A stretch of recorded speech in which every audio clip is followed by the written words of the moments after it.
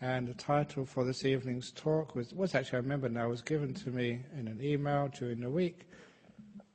It was sometimes people give suggestions and they're just pretty sort of hopeless. Some are very good. Hopeless means you can't really give a talk about that. It's either too technical or it's too obscure. But it was a very good subject, which they asked, what do you do? How do you deal with the suffering of someone you love? When someone you love very dearly is going through a difficult or hard time. As a Buddhist, how do we deal with that?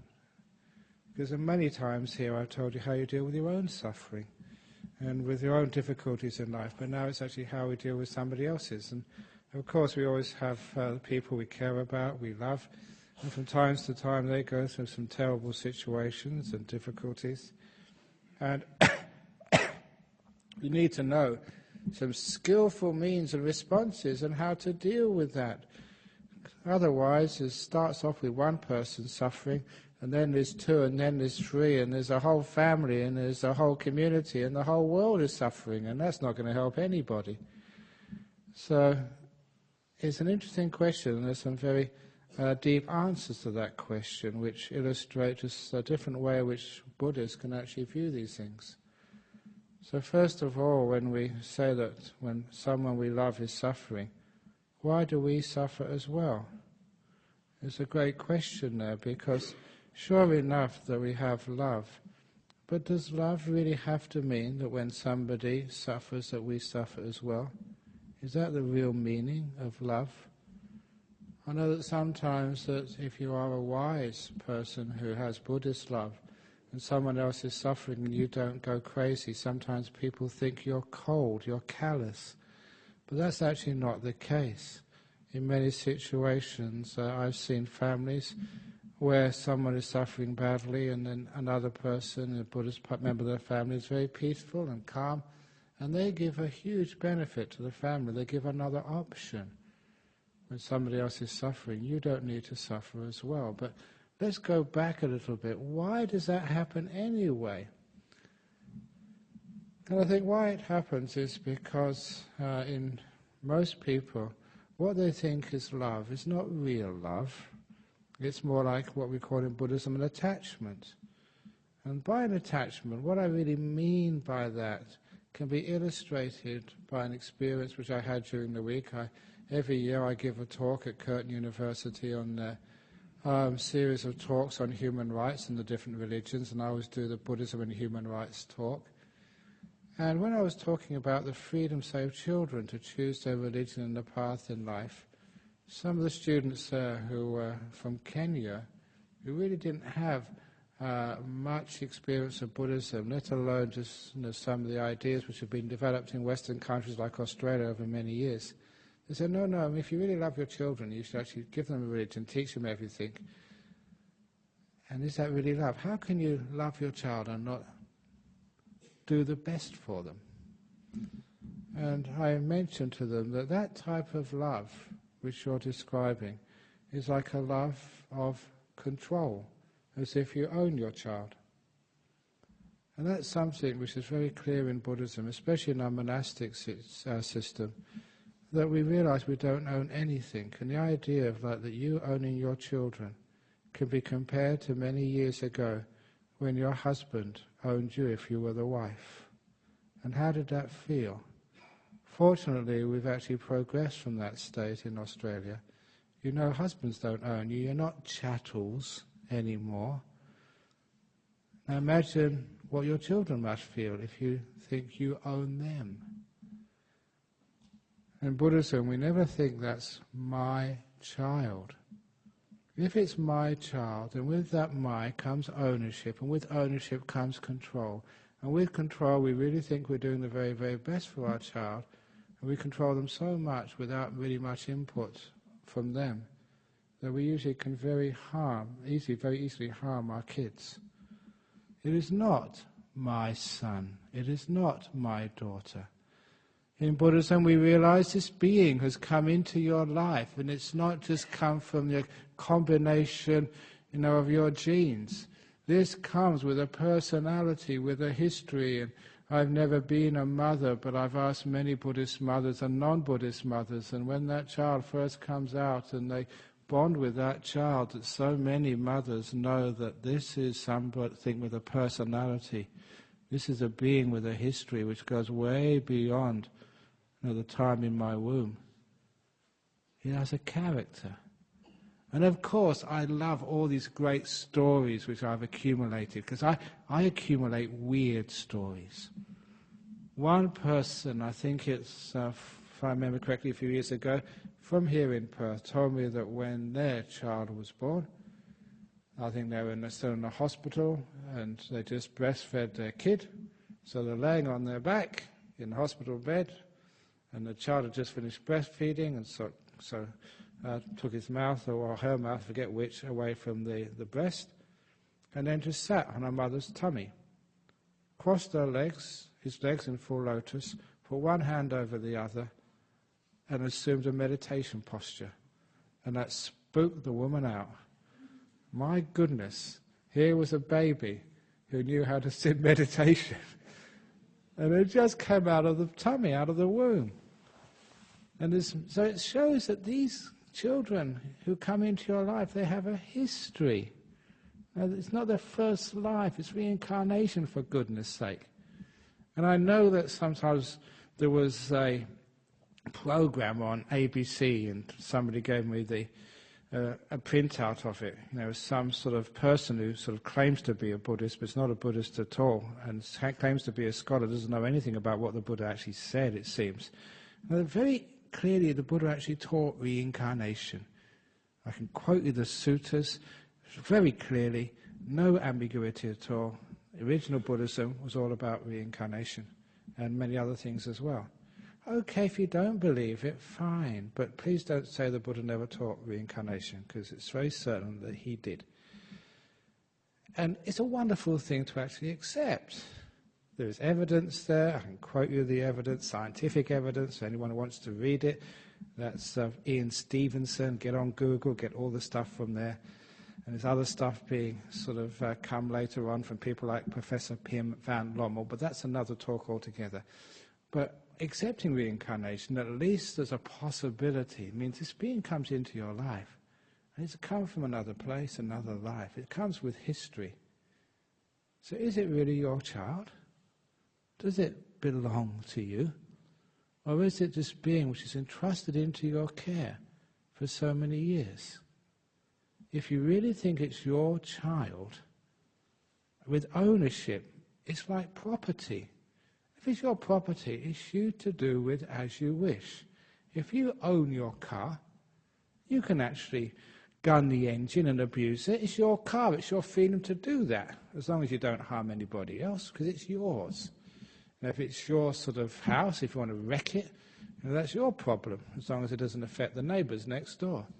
Whatever is yours, you have ownership over, and therefore you have rights. Whatever you want to do with it, basically. It is yours. Your money, if it's yours, you can spend it however you like. If it's your child, this is that ownership, gives us the perception of control. And that is where a lot of child abuse starts from. Instead of actually looking upon it as ours to control, to mould, if we look upon it as something which is put into our care, which comes from a history, we've got to care for it, nurture it, but not control it, then the whole ball game of bringing up a child is very, very different. And a good example of this is, with something like the choice of religion, because as Buddhism comes into the Western world and gets stronger and stronger with every year, there are many people actually who are, Westerners, Caucasians, with no connection at all with any traditional form of Buddhism, and then they have a child, and then obviously you want to nurture the child, do the very best for your child, because that's part of the real love, not owning but caring for it. How do you bring it up? Especially with religion.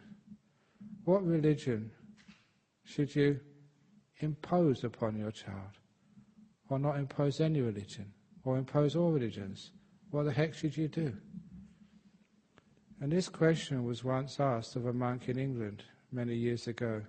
And the answer he gave was actually very beautiful.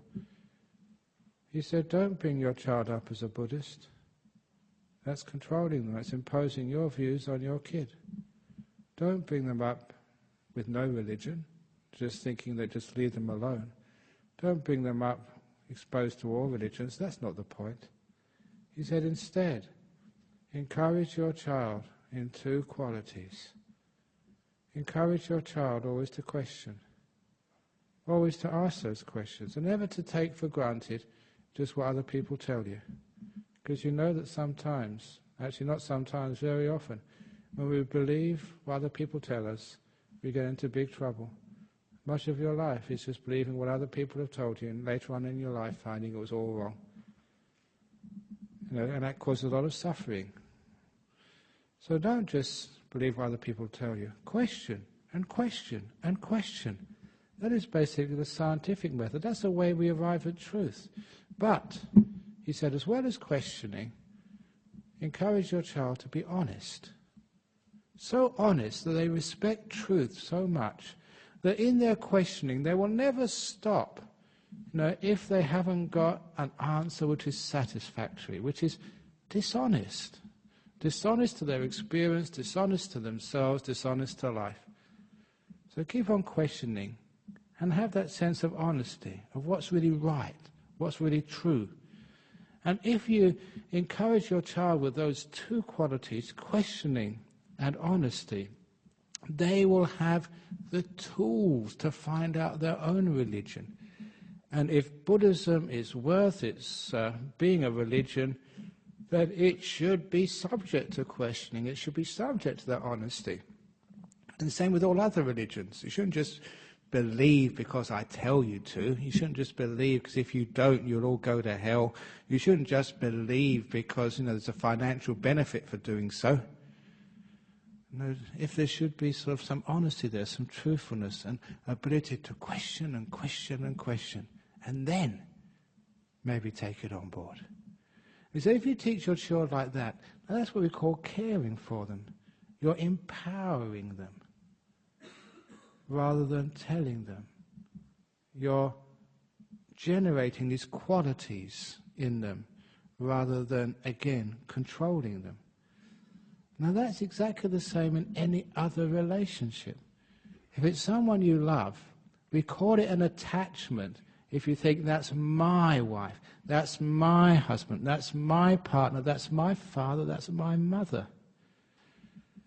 If you think like that, then that attachment there is a sense of ownership, and with that sense of ownership there will always be a little bit of control. Sometimes just as a slip of the tongue, or just because I know no other word, I say my monastery down at Serpentine, my monks. They're not my monks. They haven't signed their life over to me. They haven't taken vows of obedience. Sometimes I wish they would, but no. They argue with me, I argue with them. We ask questions until we can both all come to a sort of a common conclusion. But there is no sense of ownership. As soon as you have some sense of ownership, that is where the suffering comes. When somebody you love suffers. Now, I'm going to give a little example and I'm going to extend it. First of all, somebody you love. There was one man who used to come here. He didn't have a partner. He didn't have a family. But he had one thing he really, really loved, and that was his motorbike, a Harley Davidson. That was the one thing in his life he loved and cherished. And he wrote to me one day that he was over in Sydney. He was doing some shopping in a shopping mall. He parked his Harley in a multi-story car park, and when he finished his shopping and he went back, someone had stolen it. The only thing in his life which he loved and cared for, his Harley, had gone. Now, he had come here many times. He had learned all these teachings. He knew about attachment. What love really means is you can love something, but when it goes, when it dies, when it gets stolen, you can let it go. And that is what real love is. Love is when you can care and enjoy your Harley, and when it crashes or it gets stolen, you can let it go. And he wrote back to me because he said he did it. He looked at that empty space where he parked his Harley, realized it was stolen, and it was okay. He could let it go. He never suffered because his Harley had been taken away. And he was so proud of himself. I'm a real Buddhist. I don't get upset when I lose the most expensive and valuable, the only thing I love in the world. I've let it go. And he was so proud of himself, but then he laughed at himself, because then he realized that he was in the wrong bay in the car park. He was actually in the wrong level. He went down to the real level, and there was his Harley Davidson still parked there. So he said, I won both ways that way. You know, I had my test and I passed the test, but I also had my Harley afterwards. Now, what a wonderful story that is. What about you? Could you do that? Or would you suffer when someone you love dies? Now, a real Buddhist, someone who understands love, would realize that when someone you've been with for a long, long time is about to pass on to a new life, why get upset at them? Why do you suffer? You will find that if you have real grief and suffering when somebody dies, it means because there's a sense of ownership on there. It's my wife, it's my husband, it's my son. Because would you die? Would you suffer when somebody else's husband dies? Not to the same extent. When somebody else's child? Not to the same extent. When it's my child, that's when the suffering is really very strong. It all comes from this sense of my and ownership.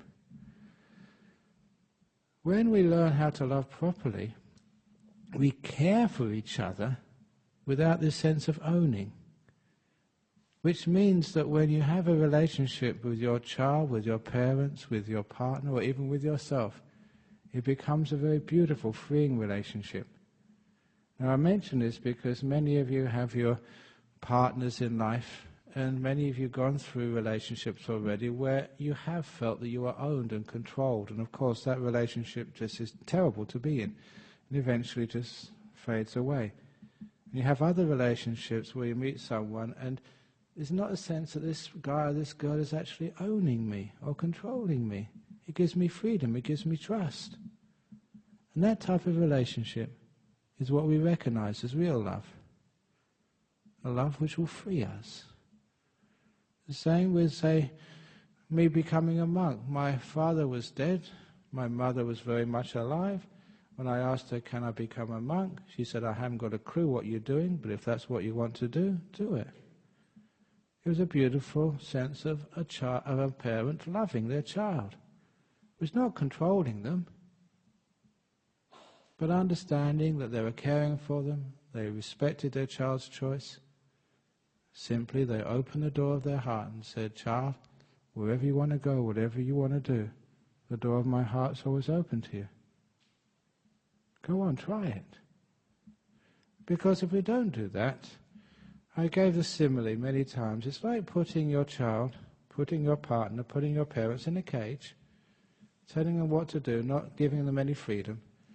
And you find if you put someone in a cage like that, like putting a bird in a cage, sooner or later the door's going to be left open, by accident usually, and the bird flies away and will never come back home again.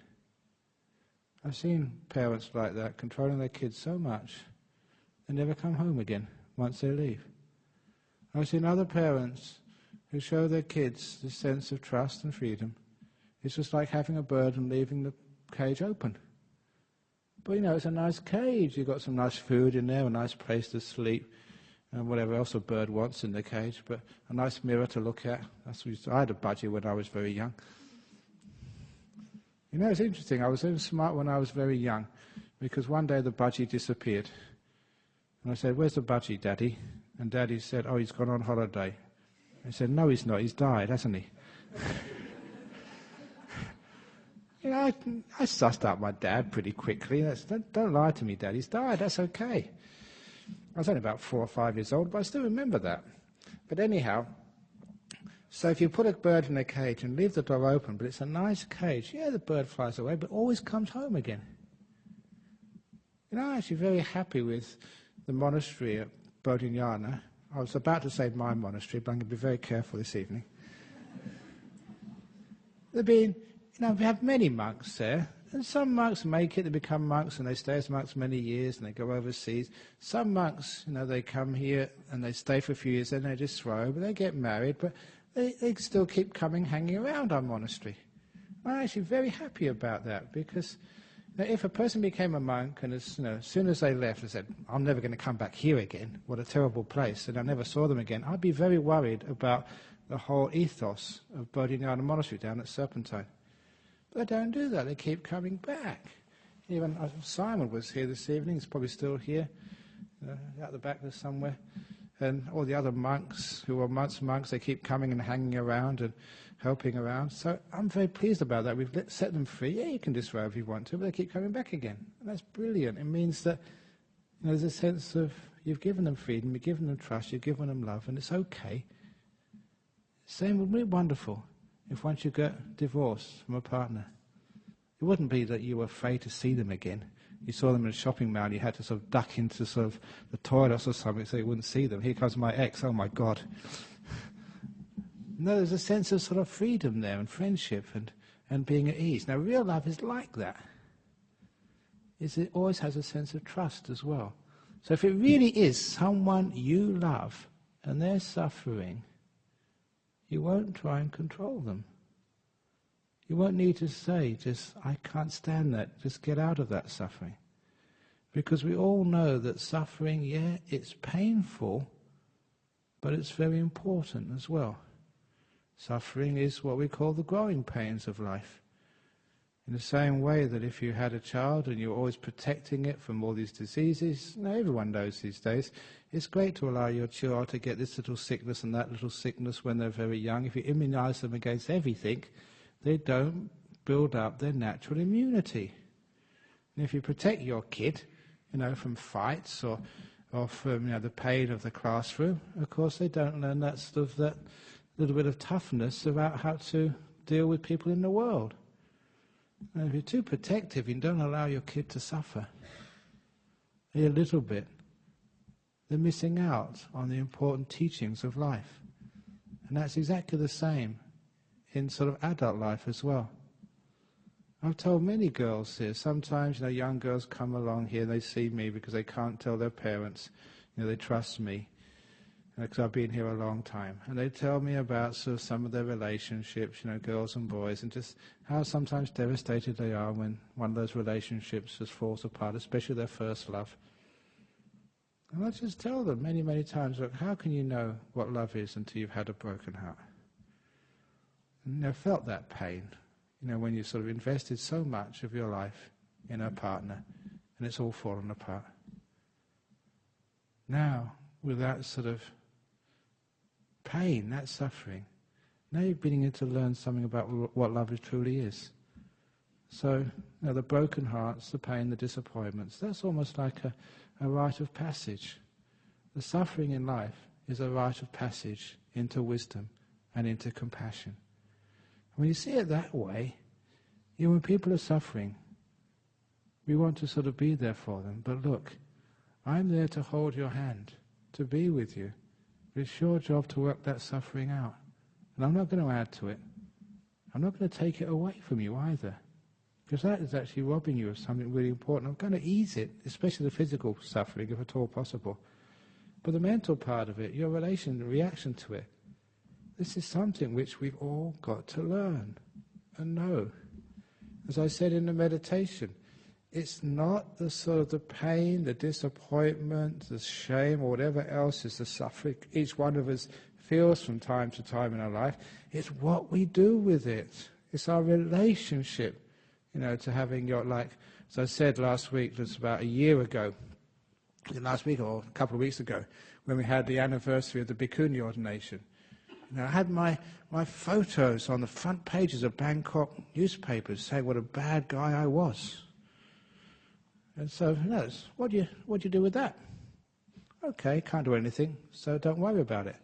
This is one of the sayings which I practice. If there's nothing you can do nothing. So why worry about it? That's somebody else's worry, not mine.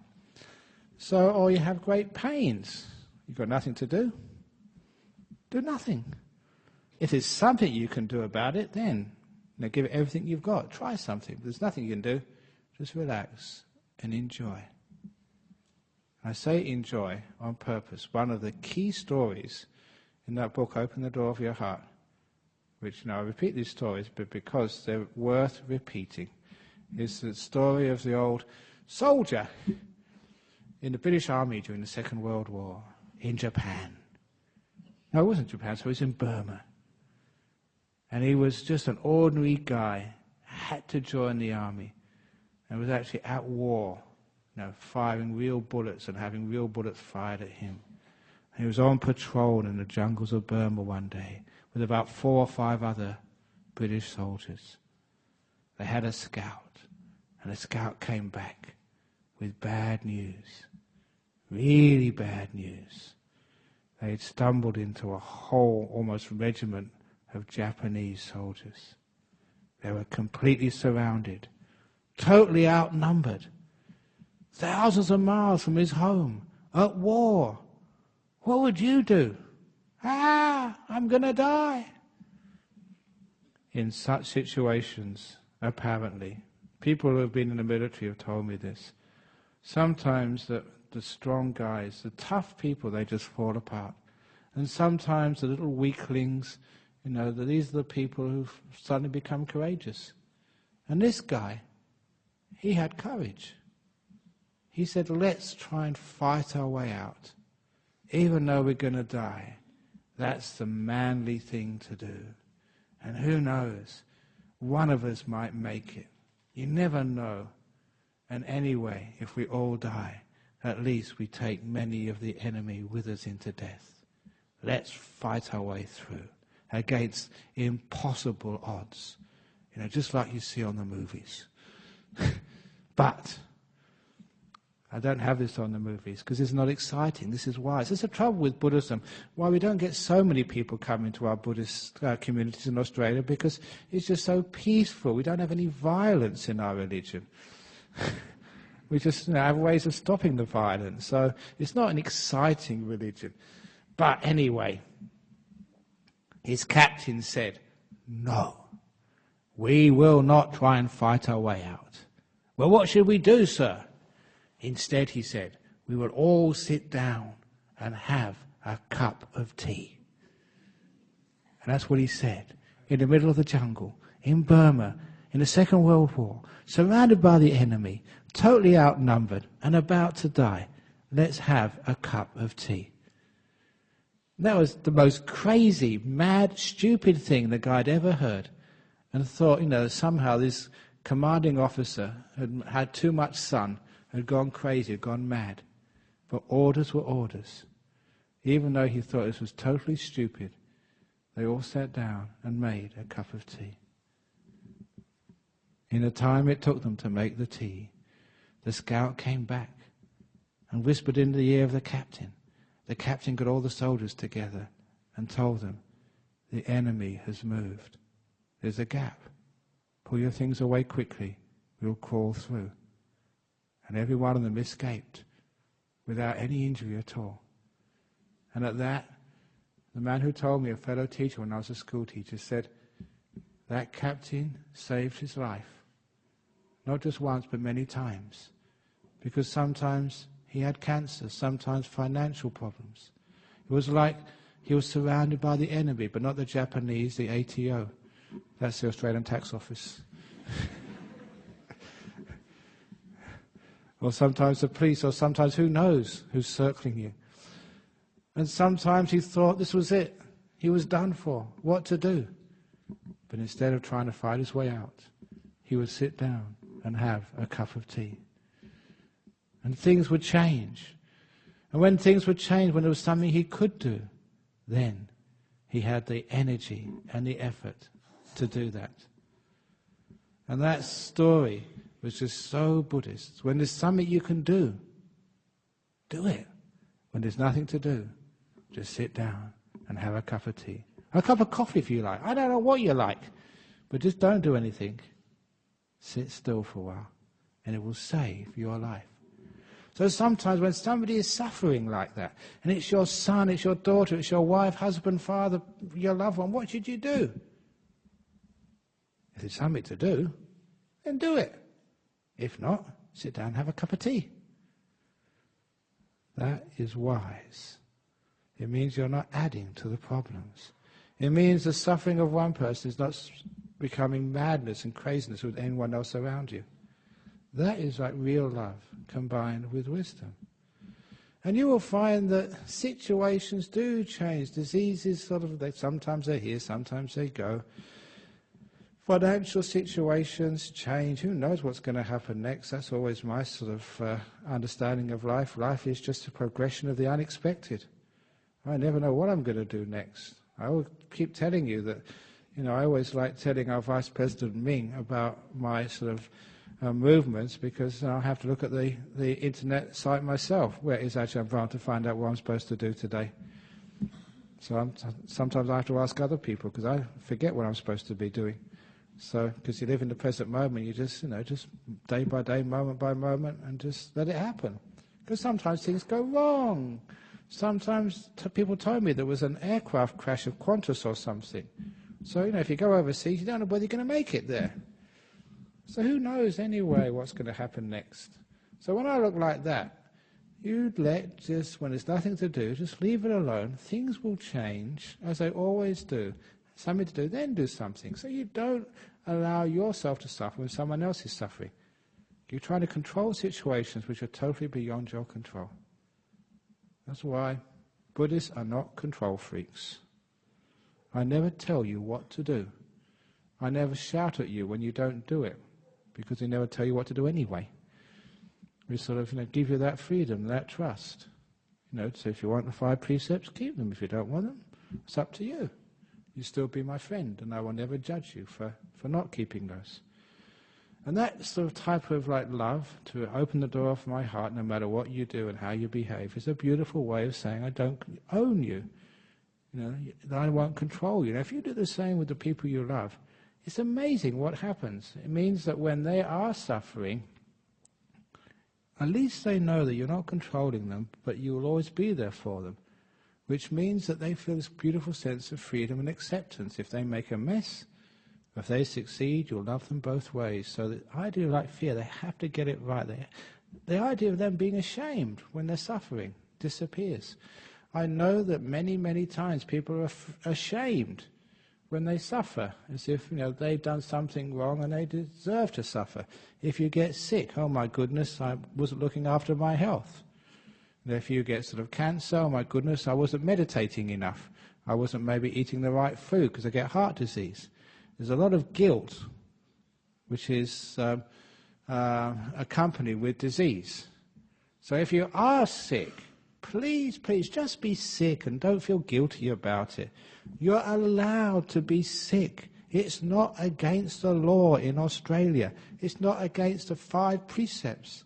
We should start a campaign for sick people's rights. I demand my right to be sick, if you want to be. In other words, don't feel guilty about it. I know I've told this story before again, but it's a great one. Is there anybody in this room this evening who's never been sick in their life? If there is, please put your hand up. Is anyone here who's never been sick? So I can assume, there's no one's hands up, that each one of you has been sick from time to time in your life. In fact, if you'd never been sick, it would be very weird. You'd be such an anomaly that the hospitals will be actually doing all sorts of tests on you. How come you'd never been sick in your life? So it'd actually be weird if you were not sick. In fact, it'd be very wrong. Something wrong with you if you never get sick. By which I mean, it's right to be sick. So I always tell people, when you go to the doctor with the flu, with the sickness, with the cancer, whatever, please tell that doctor, "Doctor, there's something right with me. I'm sick again." And I like saying that because that takes away the guilt. You say, "There's something wrong with me. I'm sick again." And therefore you feel guilt. You feel like a failure. You haven't been looking after your health. I remember a time I had a bad back because I was working too hard building Serpentine Monastery in the early days, and I know exactly what did it. I was laying some concrete under the wall. The concrete was going off, going hard too quickly, and I had to work like a slave to make sure it was all level before it got too hard to work anymore. So I was bent over in the trench, working too hard. I knew I was going to do something wrong, but I sacrificed myself for the Buddhist Society. That was okay, because I know it's all going to be all right in the end. So I got this really bad back. I remember going to the doctors, to get it checked up, and there I was sitting in the doctors with a bad back. And this friend I knew, it's actually from the local prison, he looked at me and was sitting in the doctor's surgery, and he said, "I never expected to see you in here." As if I was in a pub or in a brothel or something.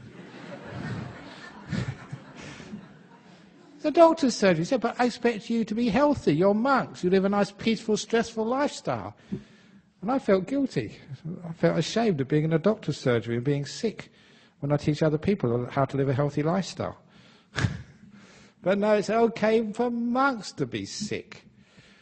So take away the guilt, the shame of being sick.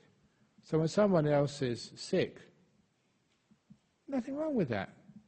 So when someone else is suffering with a sickness, physical suffering, but don't make mental suffering out of it. Some people keep telling me when they're very, very sick, "Oh, but I'm such a great burden on everybody else. They have to wipe my bum, they have to feed me, they have to do all this stuff for me." What a great practice of humility it is to be sick. You can't do anything for yourself, so don't try to do anything for yourself. Look, we believe in karma. When you're sick, you're giving other people this wonderful opportunity to care for you. So care for me, husband. I'm sick. Breakfast in bed, foot massage, washing me or whatever. What a wonderful thing. And it's actually great fun to look after somebody who's sick. I try and turn them on and look after them and care for them. You get a lot of joy out of caring for people. So, if I'm sick, this is my opportunity, when I'm sick, to give all of you the opportunity to care and to make good karma. So next time you're sick and you have to stay home, whoever's caring for you say, "This is your opportunity to make some good karma by looking after me." And if you look at it that way, it's actually quite beautiful. Beautiful. And that means you're not ashamed. You don't mind other people looking after you. You don't say, "Oh, no, I'll do it myself." No, let them do it for you. Even if you can do it better, in Buddhism we're always taught, even if you can do it better, it doesn't matter. You let them do it for you, because they need to make some good karma. We need to to express our love towards one another. If I'm so independent, I never let you do anything for me at all, then we don't have any love. We don't have any sort of connection. That is, one of the reasons why, that even though that I can cook for myself, I could go to the grocery shop if I wanted to, and put it on the account of the Buddhist Society, but we don't do that because we want you to feed us. Even though we can feed ourselves very well, thank you, we want you to feed us. Why is that? Because that gives us a beautiful connection. So monks and nuns are just like these hopeless beings. Just, if it wasn't for you, I'd be hungry. So just feed me. Clothe me, give me robes, give me slippers, give me toothpaste. It's such a nice thing to do, isn't it? So it's wonderful we do things like that. Because what that means, even if you don't need them, look, as Lakshmi's over there, I've named you now, Lakshmi. She was a lady many, many years ago. She was sitting over there. And just before the Friday night talk, she gave me a pair of socks. I never wear socks. Very, very, very, very, very rarely. But she gave me some socks. She knitted them herself. So I put them on for the Friday night talk. And during the Friday night talk, it's just, I'm getting old, you have to move every now and again. And I was moving and I just put a foot out with the sock on. And I remember you, actually, you said, "He's wearing my socks, he's wearing my socks."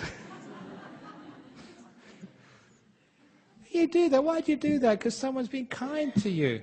Even if I don't need the socks, I'm going to wear them just because I make somebody happy. I get happy seeing somebody else is happy. And I tell the story and everyone gets happy. So if someone is really sick, wonderful, they can look after you. So when someone else is suffering, See if you can make some fun out of it, some joy out of it.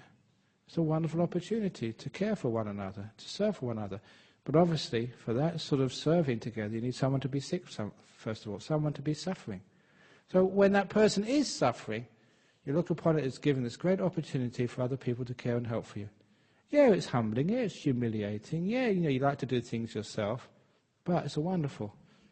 People who are your friends really come out and they look after you. That's one of the most beautiful things about sickness and suffering in life.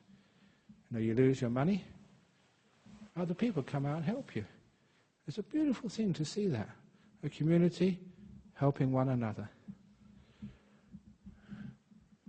You know that sometimes that people used to say that, I was born in London, and people used to say they have these old blocks of apartments were hotbeds of crime. There were sink estates, I think they call them these days. And it wasn't really a sink estate, but close. It was a block of apartments which was sponsored by the government, so it was very low rent, and that's where I grew up. And I remember visiting my mother there once, staying a few days. And one afternoon evening, I was going to give a talk at the local Sri Lankan temple. And it was about an hour's walk away, and I needed the exercise, so I decided to walk to the temple to give the talk. And as I went from my mother's apartment on the 14th floor in the lift, when it got to the ground floor, and the lift doors opened, in front of me was an elderly woman covered in blood. Poor lady, I didn't know what had happened to her. She said she'd fallen down the concrete stairs. So forget the talk. So come up, we'll just look after you. So I brought her into the lift, looked after her, and brought her into my mother's apartment. My mother's no good with blood. She just said, well, you look after it. So we got a sponge out, and she called the ambulance. And it takes a while for an ambulance to come. We're just cleaning her up and just looking after her, just giving her a bit of kindness and reassuring her. But what was really nice was, left the door of my mother's apartment open. There was like a trail of blood going into my mother's apartment. And all these people started coming in. Are you okay? Everything okay? And there was some suffering there, but all these people in this apartment block all came into my mother's house to give a hand. This poor old lady had left something on in the oven, cooking for the dinner's meal. They got the key and turned the gas off. They rang her sister up, her daughter up or something who was a nurse, and they arranged everything, and the ambulance came, took her. She had a broken leg, but she managed to stand up. I don't know how she managed to do that. Cleaned her up. She was just a bit shaken, that's all. But what I really liked was when there was suffering, how much it brought that community together. Because there is always that golden lining in suffering. So if someone you loved is suffering, it's not just bad, bad, bad. That suffering has a beautiful sense of giving us an opportunity to care, giving us an opportunity to show how much we look after one another, serve one another, and are kind to one another. And so there's always something beautiful in suffering when people come along and help out. So if someone is suffering in your family, someone you do love, it's also an opportunity there to show these beautiful parts of human nature.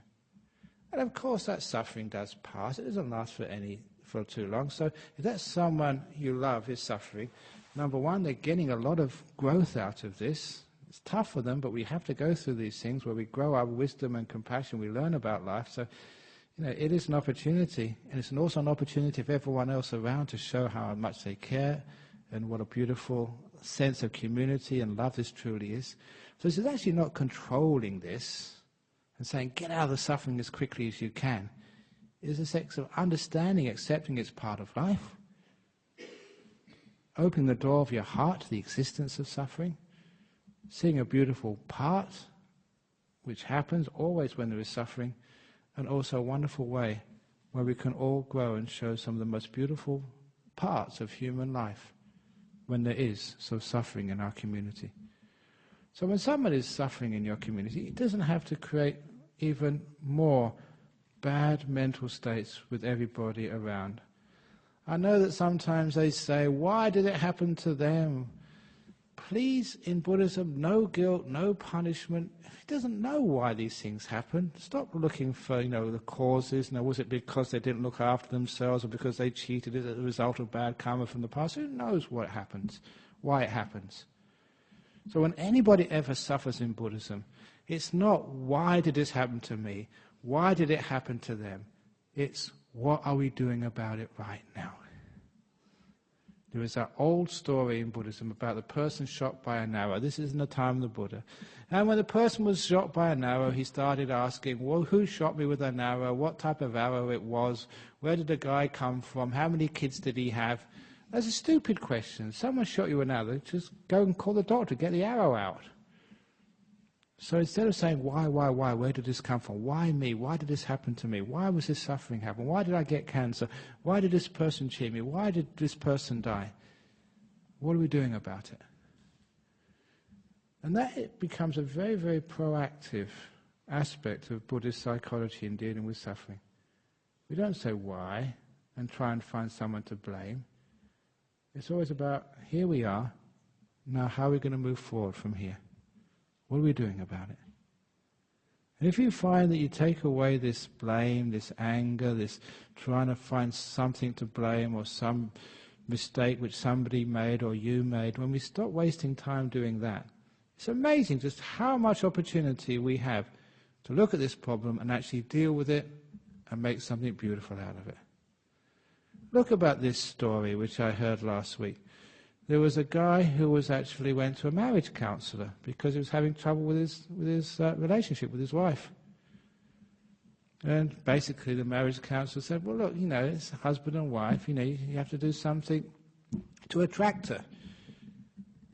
So a few days later, he was found in front of his Massey Ferguson, because he was a farmer, naked, doing a sexy dance. Because he was told to do something sexy to attract her. That's today's joke. Come on.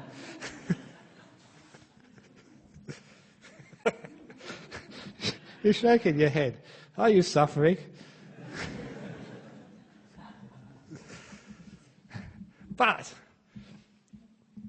So whenever there's any suffering with someone you love, these are good attitudes which we can do. What are we doing about it? It's an opportunity. It's some suffering there, but you don't have to have the mental suffering. The mental suffering is, I don't want this to happen. Why me? It shouldn't happen. You can always do something about it, and you can make it a beautiful experience, no matter what it happens to be. And with that Buddhist attitude, you find that the suffering in life, it's still there. It still is so painful, but we don't tend to moan so much or get so angry and upset. And it's a beautiful thing to be able to see that. Another example which comes to mind of one of the old disciples of this centre over here. I remember she was one of the early disciples who used to come and help at our monastery in Serpentine. She got lung cancer. And she was such a tough lady. She thought it was actually hay fever. She couldn't breathe very well. But eventually she went to the doctor and they found it was lung cancer. I remember going to see her at Charlie Gardner's Hospital because she called and said, doctor has just told me it is lung cancer and there's nothing they can do about it. It's terminal. So I remember that situation. I came to see her, rushed to see her, and went into the room. And there she was in her bed, laughing, wheezing a bit, but laughing, and just, we discussed the funeral arrangements. She had 4 kids, 4 beautiful kids. And I think the youngest, Joseph, was about 9 years of age or 8 years of age or something. It was beautiful, just the way that she was totally at ease and at peace, with the fact that she was going to die in, 2 or 3 months. It was very impressive because she was a real Buddhist. Instead of physical suffering, you don't have to make mental suffering out of it. You can't do anything about it. So if you can't do anything about it, what should you do? Have a cup of tea. And that's what she did. But what was really interesting, after we made all the arrangements for the funeral and looking after her kids and everything, then I was walking out of the hospital and this very elderly nurse said, have you just been to see that woman? I said, yes. Wonderful. Can you please come in here because I'm very concerned about her. And it was actually the matron of the hospital, the head nurse. I said, well, what's wrong? He said, she's in denial. She doesn't realize she's dying. And I said, she's just spent the last hour planning the funeral with me. And this nurse says, well, why isn't she crying and moaning and getting angry and upset? And I said, because she's a Buddhist. And that was actually quite fascinating for me, because that was one of the first times where I saw just how beautifully Buddhists die. And it was just so uncommon that this matron who'd been in the system for such a long time, it was the first time they saw anything like that. So when a loved one is really suffering, you can actually make a great example for others. Because look, if I'm suffering, and you suffer as well, when you come and visit me, that makes both of us suffer. And just, that really messes up the whole sort of dying process. Look, there's one time when I went over to the old hospice over in Shenton Park, you know, the old hospice, they used to work there. Because there was a nun there, a Buddhist nun, who was dying of cancer. She was a Tibetan nun, I was a sort of Theravada nun, but we don't care about those things, you know. A nun is a nun is a nun to me. Don't care where they come from. So anyway, went up to see her. She spent some time in our monastery when she had cancer. And so she was at the end of her journey. And so she rang me up down at Serpentine. Ajahn Brahm, can you come and see me? Because I think I'm dying. I'm going to go soon. And you know how busy I am. You know, I've got to go to all these things and chanting and blessings and all this sort of stuff. And she says, oh, of course. So I dropped everything. And just got in the car from Serpentine and just went all the way to Shenton Park for the hospice there. But, the rules are the rules. You had to check in first of all. You can't just barge into a dying person's room because who knows what procedures are going on in there. So I checked in with the nurse. I've come to see sort of this nun called so-and-so. And the nurse looked at the book and said, I'm sorry, but she's given explicit instructions that she doesn't want any visitors. I said, but you just called me about an hour ago and asked me to come. Look, we must respect the patient's wishes. But look, I've come all the way from Serpentine an hour just for her. And that nurse got very angry at me. She said, come over here. So I followed her, and she went to this patient's room. And on the room was a big piece of paper saying, absolutely no visitors, it said. And the nurse said, see? I had a look, but actually underneath in small print were the words, except Ajahn Brahm. And I looked at that nurse and said, see? I enjoyed that. It's her karma, she's getting angry, doesn't trust a monk. So, of course, I went in there. But, of course, the first thing I said is, why did you actually write that on your door? Why did you give an exception to me? No visitors except for Ajahn Brahm. And she said, look, I'm dying. I'm suffering. And you're the only person who comes in here and who doesn't suffer seeing me like this. Instead, you smile, you tell me jokes, and we talk about death. Everyone else who comes in here, I'm suffering. And they get emotional, they start crying, and just imagine how that makes me feel. I've got my own suffering to bear with, and now you guys, other guys except for you, come in here and you make me suffer worse. And I thought that was a wonderful thing she said to me, and I say that to you as well. Imagine someone suffering or dying, and you get emotional too. You're not taking away their suffering, you're not helping them at all, you're adding to the pain. What a wonderful thing it is when someone is suffering. You can be at peace and bring them more peace. You can lessen their suffering that way. That's how to deal with someone who you love, who is suffering. Tell them a joke. Tell them about the person doing a sexy dance in front of a tractor. Or whatever it is, so that you can lessen their suffering. So this is actually how we can deal with a loved one who is suffering. We don't need to suffer with them. That's not empathy. That's controlling. That's reacting in an unhelpful way. First of all, we have to allow each other to suffer. Opening the door of your heart to the other person, no matter what they're doing. It's a tough one, but we have to do that. And when they are suffering, We understand it's a beautiful opportunity to help, to serve, to look after. And also to realize that it does pass. If there's something to do, do something. If there's nothing to do nothing. Things change. Wait for the opportunities to do something beautiful and useful. But even just being there. But when they're crying, don't go crying back. When they're screaming, don't scream back. When they're hurting, give them peace. That's real love. Attachment, control is when I can't do anything. I must do something, and you get frantic. So often in life there's nothing one can do except to be peaceful, to smile, to love. That's always something you can do. And if you can do that, you know how to deal with a loved one who is suffering. And that's the talk for tonight.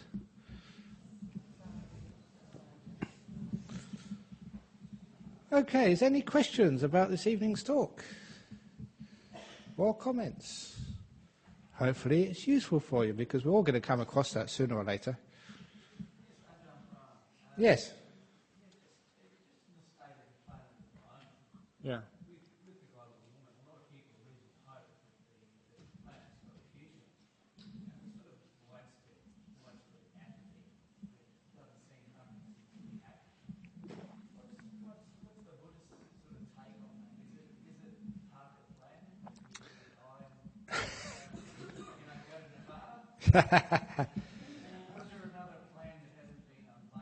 The secret plan of the end of the universe with the Buddhist mind.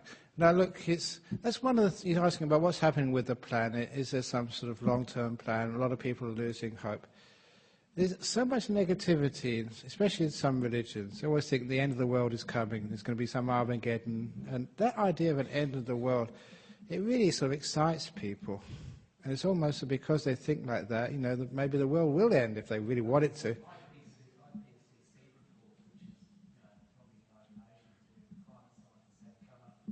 I can't hear. Yes, yeah, indeed.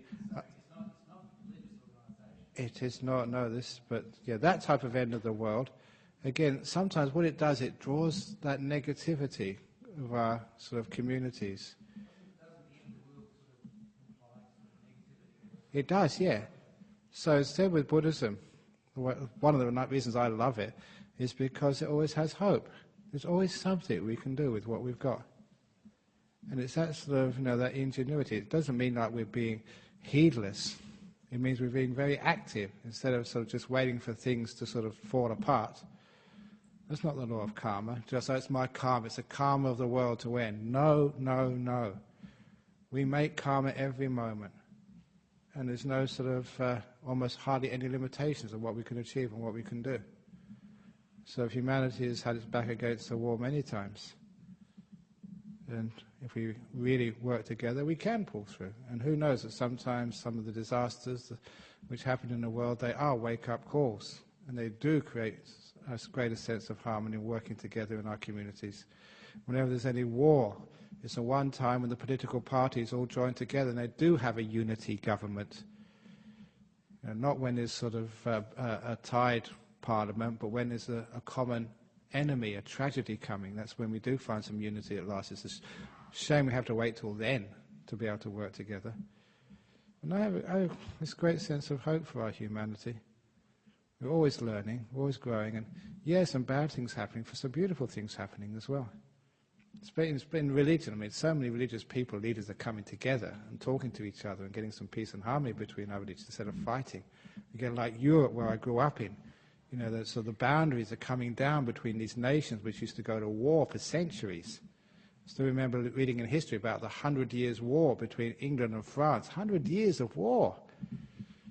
And now there's no way that England and France will go to war anymore, except maybe over a soccer match, if a goal was disallowed. But there is actually a change which you see.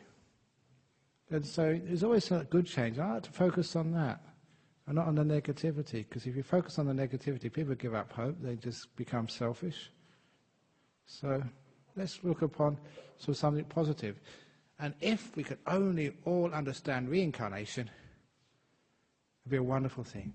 if all of the leaders of the world, whenever they go to the climate conference, they realize that they are going to come back as kids on this earth.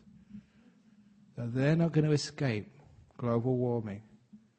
Because most of the guys who make all these decisions are in their 70s and 80s, or at least mid-60s. They think they're going to be out of here by the time the events happen. If they realize they're going to have to live in this earth again, then we'll take much better care of our planet. Death is no escape from birth. You're going to come back here. Many, many lives you've got to live on this planet. So better look after it.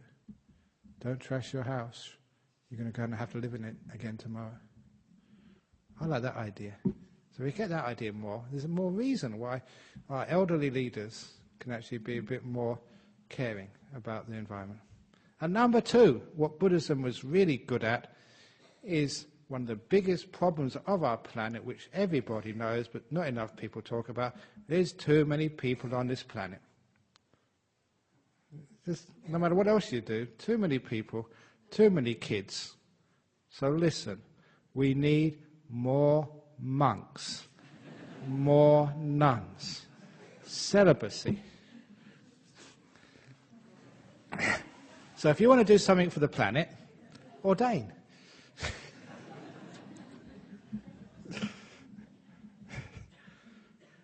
So at least we're very green.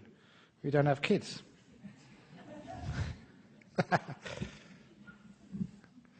If you're thinking of having a kid, have a dog or a cat or something. They cost much less money and they're far more cuddly and they don't talk back. Okay, anyway, so thank you for that.